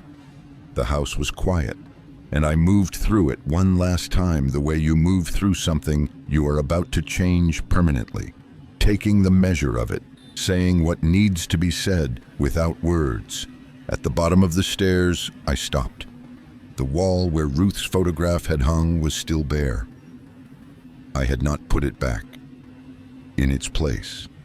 For these few weeks, I had carried her with me another way. In the barn at night and on the drive through the valley and in the cold meetings in Nora's car. She had been there in the trust that bore her name and in the words Maddie had said, that she took pictures of things in case they were important later. Ruth had been like that too. A woman who paid attention to what others looked past. I was ready. The county land office in Ashford occupied the ground floor of a building that had been a hardware store in a previous life and still smelled faintly of machine oil underneath the municipal carpet. The signing room was a long rectangular space with a conference table and windows that looked out on Main Street. By 9 o'clock, it was already full. Sutter Energy had sent 4 people, including Bannon and the company lawyer in the fleece vest.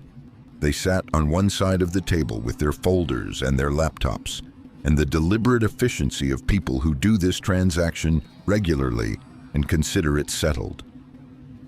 A county notary sat at the head of the table, and beside her, with his own documents, was Trent. He had dressed carefully. He sat at the table with the posture of a man who has pictured this moment many times and is holding himself inside the picture by force of will. Lacey was not with him. He had come alone. Hank Brennan was already there when I arrived. standing along the wall with Tom Calder and two other ranchers I had known for decades. Ray Denning from the brand inspector's office stood near the door with a brown accordion folder under his arm. Nora Hayes was at a side table with her briefcase open, her reading glasses on, her expression the particular focused calm of a lawyer who has done the work and is prepared to do more. I walked in at 9:02. Trent looked up from the table and went still in the way that a man goes still when the thing he has been afraid of without naming it has just walked through the door in a suit. Bannon looked up too and frowned. He said something to the lawyer beside him. I walked to the far end of the table across from Trent and set my briefcase down with the same unhurried weight I had felt on my side this entire time. The notary looked from me to Trent and back. Mr. Hardin, she said, uncertain which one she was addressing.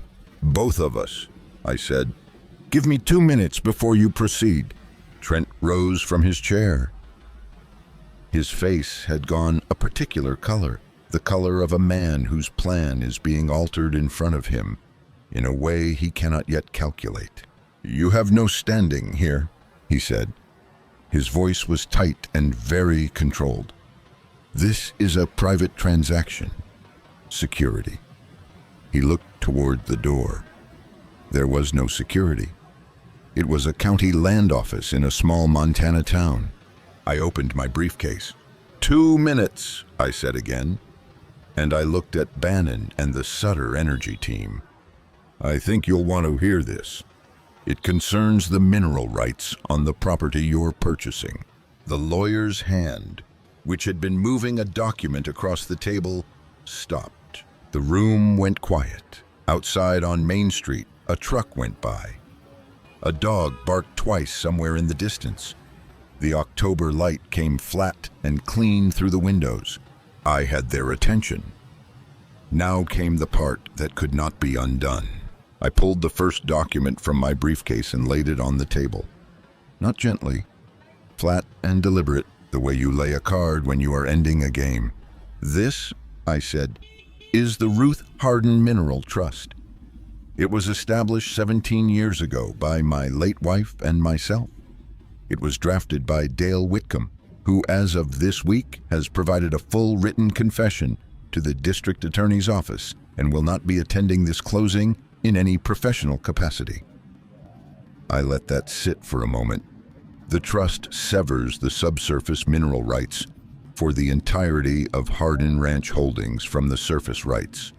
Those mineral rights, which include all oil, gas, and hard rock mineral formations beneath the property, are held in this trust, and I am the sole trustee.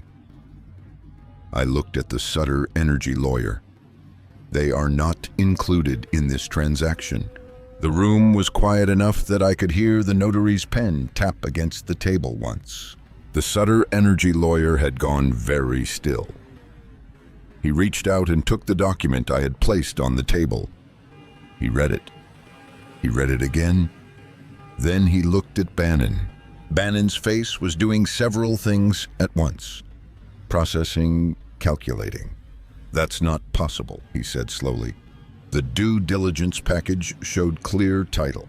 The due diligence package was assembled by Dale Whitcomb, I said, who, as I mentioned, has been cooperating fully with investigators since yesterday morning.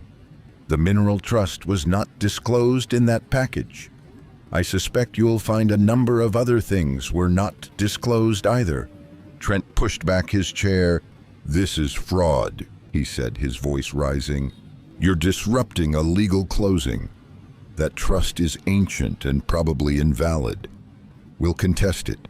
You're welcome to, I said. Nora. I looked at her. She opened her briefcase and placed 4 bound copies of the trust instrument on the table, tabbed and notarized. One for each of the Sutter representatives and one for the file. You'll find it's current, valid, and registered with the county clerk since its inception. There is no legal mechanism by which this sale conveys the mineral rights. because the mineral rights have never been part of Hardin Ranch Holdings. They were severed from the surface estate before the holding company existed. The Sutter lawyer was already on his phone, talking quietly and rapidly. Bannon sat back in his chair with the look of a man recalculating a very large number. Trent came around the end of the table. I watched him coming. He was past control now, his face flushed and his hands moving in a way that was not purposeful. "You can't do this," he said. "That property is mine to sell. You gave it to me." "I gave you the surface rights in the holding company transfer," I said, keeping my voice level. "I gave you the land and the structures and the grazing leases. I gave you what I was legally permitted to transfer. I retained what was mine to keep." I looked at him. "You should have read the original trust documents more carefully." "But then you had Whitcomb handle that, and Whitcomb had his own reasons for not drawing your attention to it." He stared at me. I turned back to the Sutter team. "There's more," I said. I placed the second document on the table. It was the Tallgrass Capital Loan Agreement, with the forged signature highlighted in yellow. Beside it, I placed the wire transfer records and the incorporation documents for Red Mesa Consulting, the shell company that had commissioned the geological survey. "The purchase price you agreed to is based on a reserve estimate produced by Western Basin Analytics, commissioned through Red Mesa Consulting, which is controlled by Dale Whitcomb. An independent geological assessment completed 3 days ago by a retired professional from the Montana Bureau of Mines estimates the actual recoverable reserve at roughly 40% of the figure in the Western Basin report. I set that assessment on the table as well. You were sold an inflated number, and the man who sold it to you did not have legal authority to sell you anything." The Sutter lawyer finished his phone call. He looked at Bannon and gave a small, specific shake of his head. It was a professional gesture, economical and final. Bannon received it without expression. He stood up. He gathered his folder. He looked across the table at Trent, who had stopped moving and now stood with his hands at his sides, his color gone from flushed to pale, the change happening visibly and fast. "Mr. Hardin," Bannon said, and this time he was addressing me. "Sutter Energy is withdrawing from this transaction pending legal review. We'll be in contact with your attorney." He glanced at Trent. "I'd suggest you retain counsel." The 4 Sutter representatives left the room with the coordinated efficiency of people who know when a deal is dead. The door closed behind them. Ray Denning cleared his throat softly from along the wall. Hank Brennan had not moved. The ranchers stood quiet, witnesses to what had just happened, steady as fence posts in the wind. The notary looked at her papers, then set down her pen.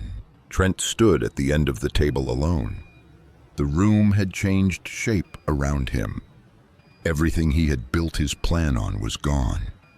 The sale, the capital, the exit from the debt.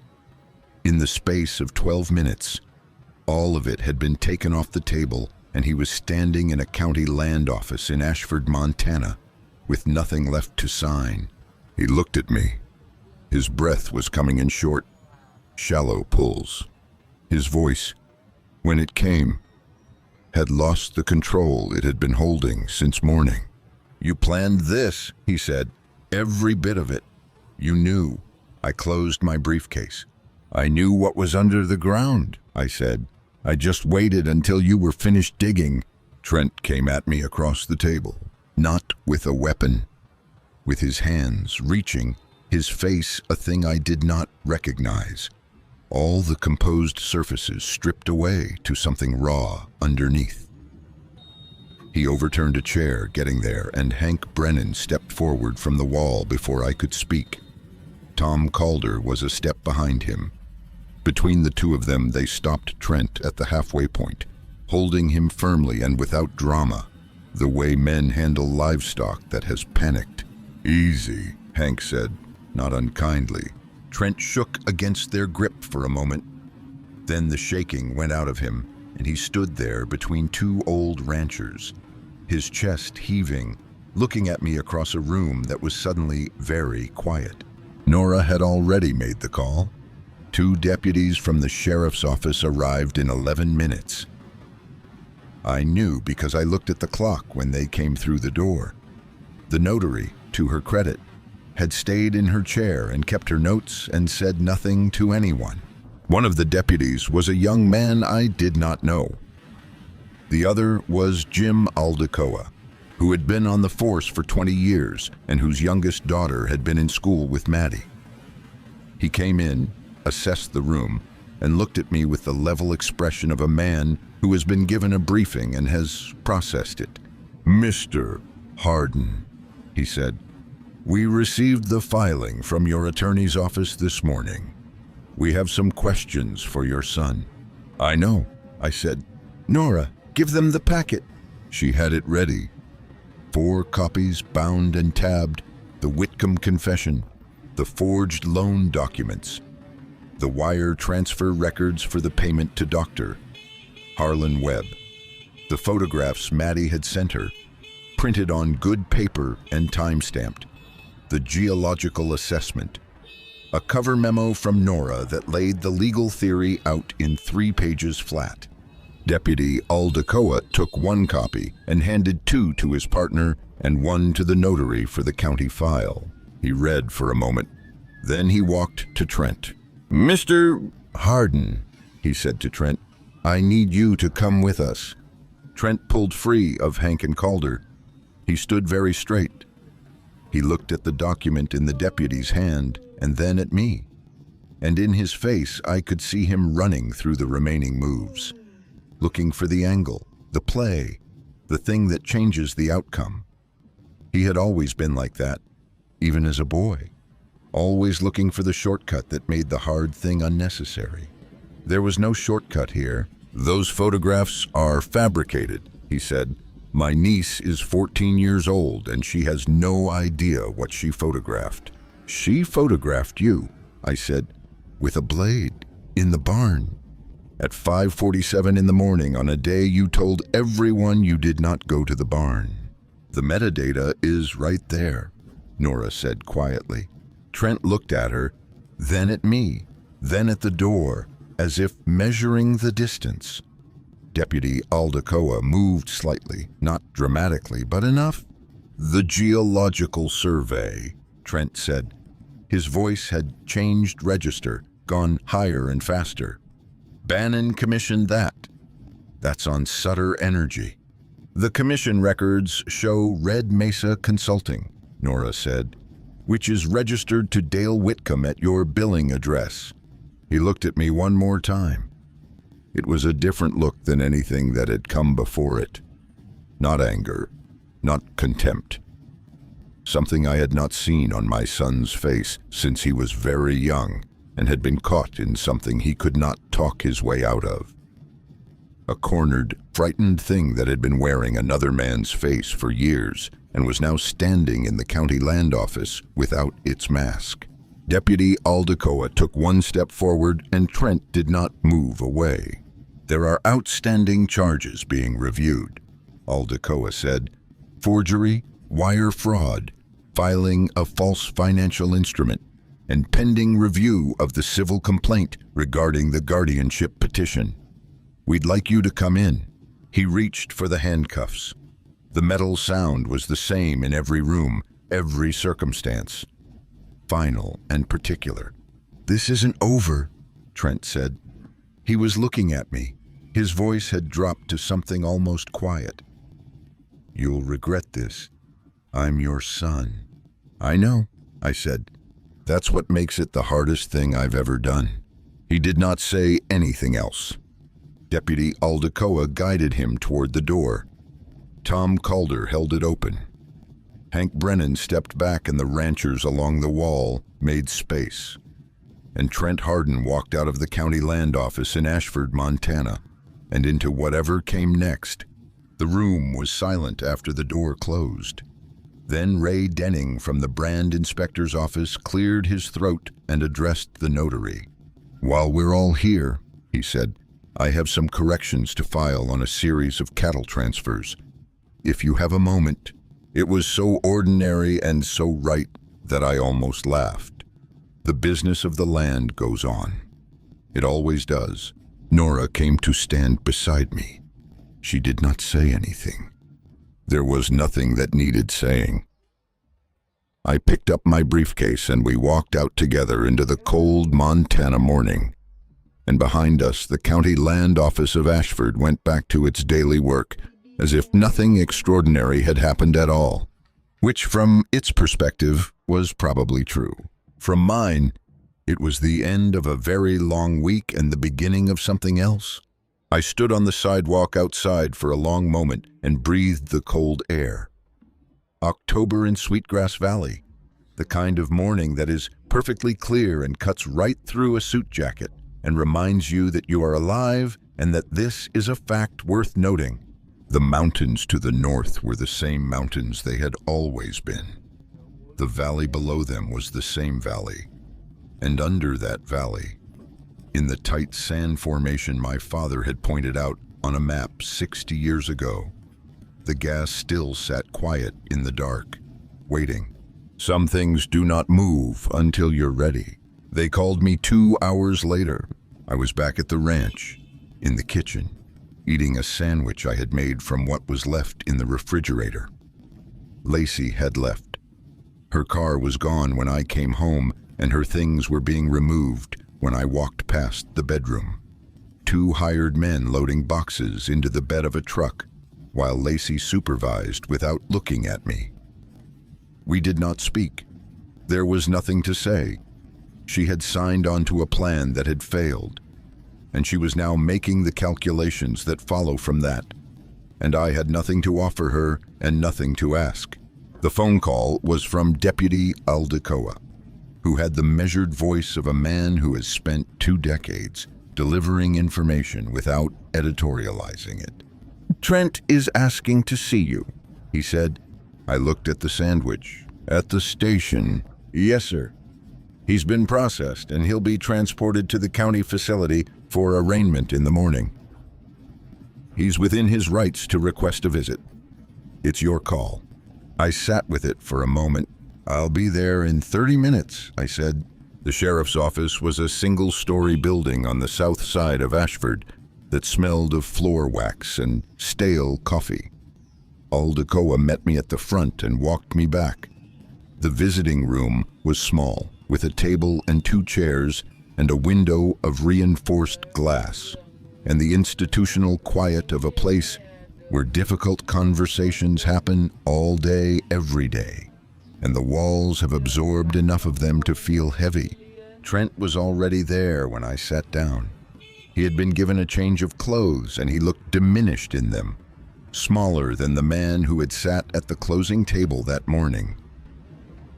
His hands were on the table in front of him, and they were the hands of a 45-year-old man who had been working at a desk his whole life. Soft at the palms, nothing worn into them. He did not say anything for a long moment. I let the silence run. "I didn't think you'd come," he said at last. "I almost didn't," I said. He looked at the table. He turned his hands over once and back. "I need a lawyer," he said. "A real one. Whitcomb is gone and the public defender is—" He stopped. He looked up. Something in his expression shifted. And for just a moment, underneath the calculation, there was something real. "I know I can't ask you for that. I know what I did." "Do you?" I said. He was quiet. "Tell me something," I said. "Not for the record, not for a lawyer, just between us, right here. Did you know about the saddle before you sent me out that morning?" He looked at me. His jaw moved. I watched him come to it slowly. The thing on the other side of all the excuses and the planning and the self-justification. The thing a man finds when he has run out of places to hide. "I knew," he said, His voice was barely audible. The room held it. The words went somewhere permanent the moment they were spoken, the way certain things do, and we both understood that nothing that came after would change them. I looked at my son, the boy I had taught to shoe a horse and drive a truck and read a contract, the boy who had his mother's eyes and his grandfather's stubbornness, and who had somewhere, sometime decided that the easier path was worth the cost of who he would have to become to walk it. I thought about rage. I had carried it for a long time, and I was tired of the weight. "I'm not going to get you a lawyer," I said, "but I'm also not going to ask the DA to push for maximum sentencing. What you get will be what the law says you get. No more, no less." He nodded. Once, he did not look away. "The ranch," he said. "What happens to it?" "It goes where it always should have gone," I said, "to someone who will work it." He sat with that. He seemed to understand what it meant. "Is there anything—" He stopped, started again. "Is there anything I could say that would—" "No," I said. It was not said in anger. It was said the way you say a true thing when you have thought about it enough to be sure. Not because I don't love you, but because what you did, the saddle, the papers, the years of it, those things are not things that words fix. Maybe time does. I don't know. We'll both find out." He nodded again. He was crying now, quietly, without making a production of it. Just tears running down his face in that particular way of a man who has been holding them back for a long time. I stood up. "Trent," I said. He looked up. "The day you were 9 years old, and I showed you how to cinch a saddle. I told you that a man's life can depend on a well-kept rig." I held his gaze. I meant it about more than leather. I walked out. Deputy Aldecoa was in the hall. He walked me to the front without speaking. Outside, the afternoon had gone gray, and the wind had picked up off the mountains, carrying the cold that comes before the first hard snow. I got in my truck. I sat there for a minute with the engine off. Then I drove home. The valley was quiet on the drive back. The grass on either side of the road was the pale gold of late season, pressed flat by the wind. And ahead, the mountains held their positions the way they always had, unchanged and indifferent to the things that happened in their shadow. A man sends his father to prison, and the mountains do not notice. A man admits what he did, and the mountains do not notice that either. The land does not care about our arrangements. It goes on. We are the ones who decide what to do with the time we have. Ruth died in November, 5 years ago, on a Tuesday that had been warm and clear in the morning and turned cold by afternoon the way November does in the valley. She went in the house, in the bedroom where we had slept for 40 years, with her hand in mine. She did not say much in those last hours. She had never been a woman who wasted words. But in the week before the end, when she was still clear in her mind, she had asked me to bring her a certain file from the study, the one with the mineral trust documents. I had brought them. We had sat together with the file between us, and she had read through the papers with the same careful attention she had given every document in our lives, leaning forward slightly the way she did when she was concentrating. And I had watched her and known that she was doing something purposeful. She made 2 changes. I did not read them closely at the time. I was in no state to read anything in those days. I only fetched Jean Hayes to notarize them because she asked. I had not opened that file since the day she died. It had gone into the safe with everything else, and I had left it there. The way you leave certain rooms in yourself closed for a while because you are not ready for what is in them. The night after the closing, After Trent had been processed and Lacey's car was gone and the house was quiet in a way it had not been quiet since before my accident, I went to the safe in the study, the same room that had been stripped to white walls and mirrors and Lacey's gym equipment. I had begun the slow work of restoring it. The treadmill was already gone, moved to the equipment barn. The mirrors were coming down next week. My books were in boxes in the hallway, ready to go back to the shelves. The safe was in the same wall it had always been. I pressed my thumb to the scanner and it beeped green. I pulled the file. I sat down at the work table with the trust documents and a lamp and read through what Ruth had changed. She had not altered the mineral trust itself. She had added an amendment dated 12 days before she died, executed in her handwriting and witnessed by Jean Hayes and one of our neighbors. It was written in the plain language she had always preferred, clear and economical and without room for misunderstanding.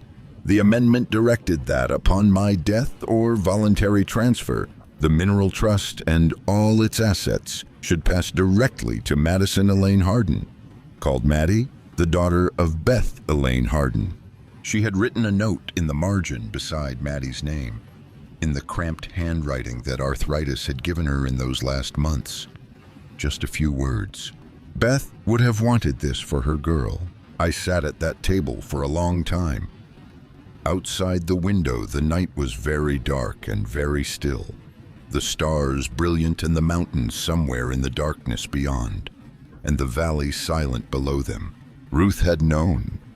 She had looked at Trent, and she had known. The way women who have raised children and watched them closely for 40 years come to know the shape of a person all the way through. She had seen what I had not been ready to see.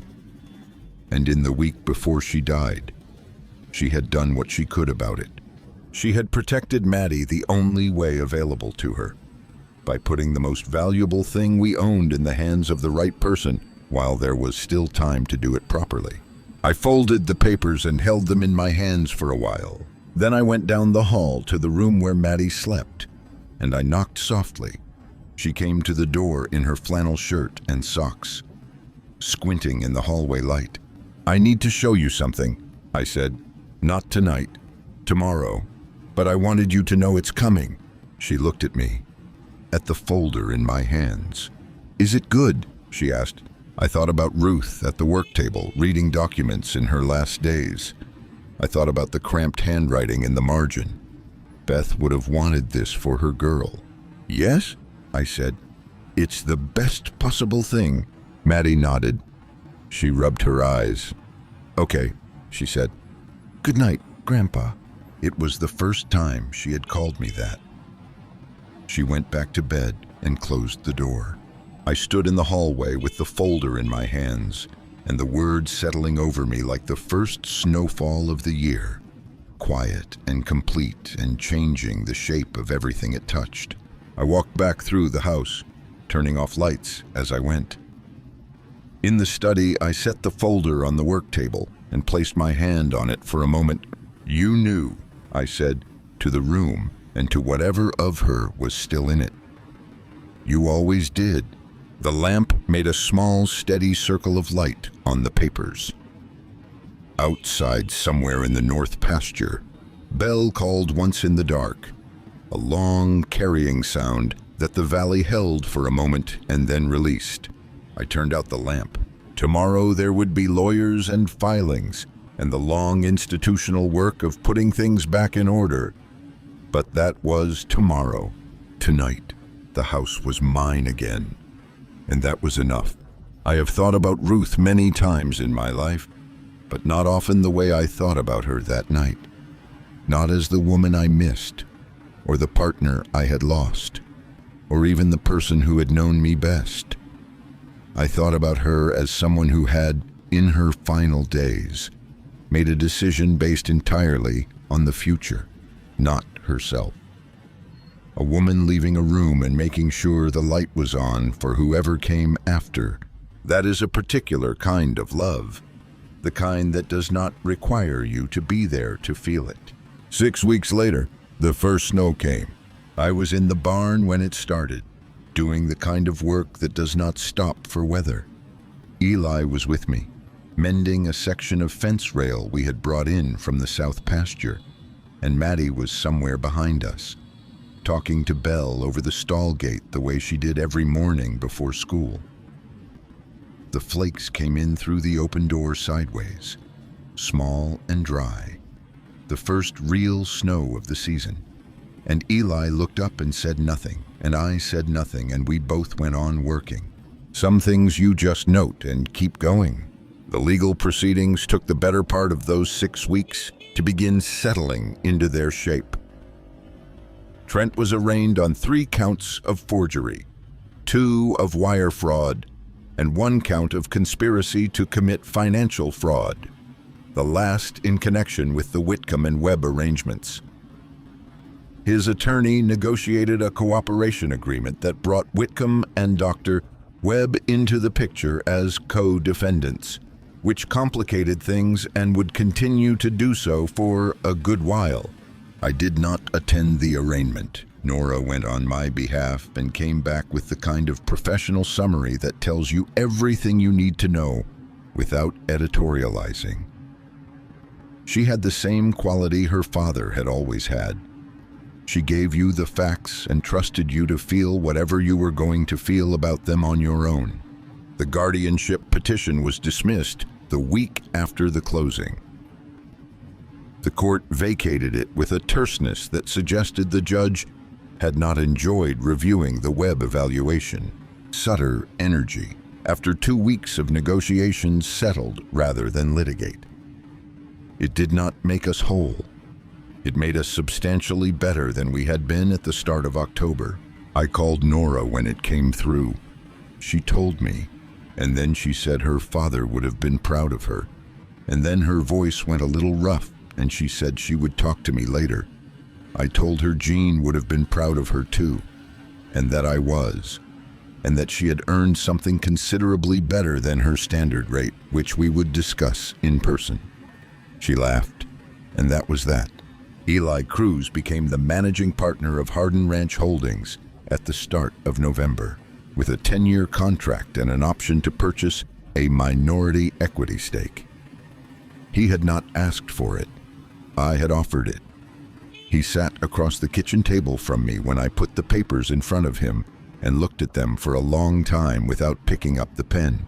"You don't have to do this," he said. "I know," I said. "Pick up the pen."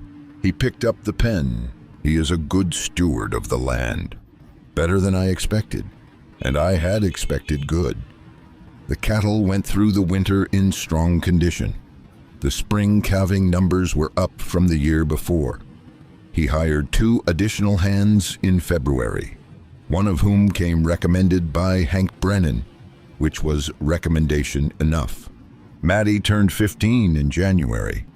I drove her to school on her birthday in the old truck and took her out for dinner afterward at the one decent restaurant in Ashford.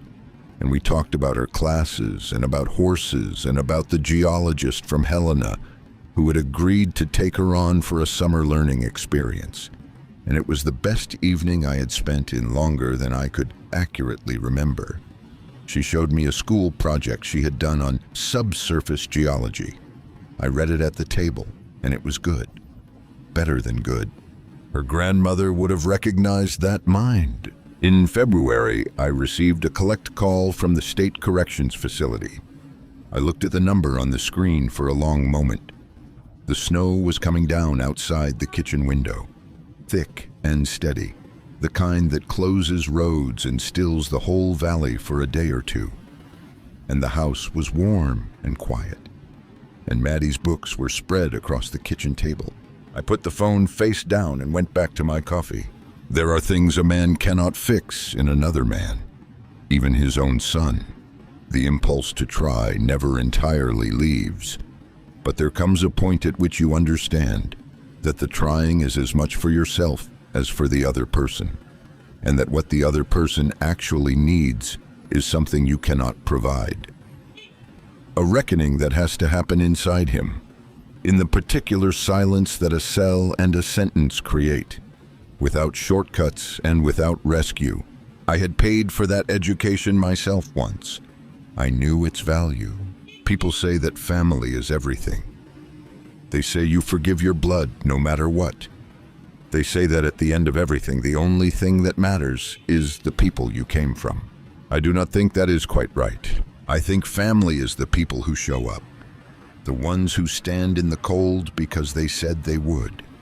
The ones who keep the barn clean when the owner is in a hospital bed and nobody's watching.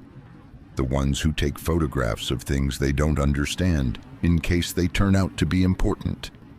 The ones who sit with you after a funeral and don't say a word because they understand that words are not what is needed. I lost a son. I found a granddaughter, a managing partner, and a lawyer who has her father's eyes. And on a Tuesday in October in a county land office in Ashford, Montana, I stood in front of the people who tried to take 3 generations from me, and I gave them back exactly what they had earned. The snow is still coming down out there. Belle has her blanket on. Eli is in the barn doing what needs doing. And Maddie is at the table with her books, and she just looked up at me and asked if I wanted more coffee. I told her I did. Some things you just note and keep going. This is what the years finally taught me. Blood does not make a man your family. Loyalty does. Respect does. Showing up in the cold because you said you would, that does. We are raised to believe we owe the people we are related to an endless patience, that forgiveness is owed no matter the wound. But there is a difference between forgiveness and surrender. A man can forgive his son and still refuse to hand him the knife a second time. Setting a boundary is not cruelty. It is the most honest thing a person can do, because it tells the truth about what you will and will not allow back into your life. The hardest lesson of growing old is learning that some people mistake your patience for weakness. And the bravest thing you can do is show them, calmly and without apology, just how wrong they were.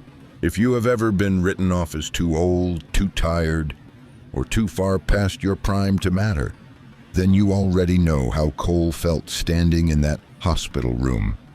You know the particular ache of being underestimated by the very people who should have known you best.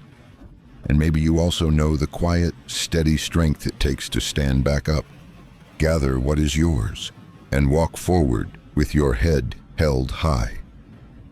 That kind of strength does not retire. It only deepens with the years. If this story moved you tonight, do me a favor and let it be known. Hit that like button so it finds the people who need to hear it.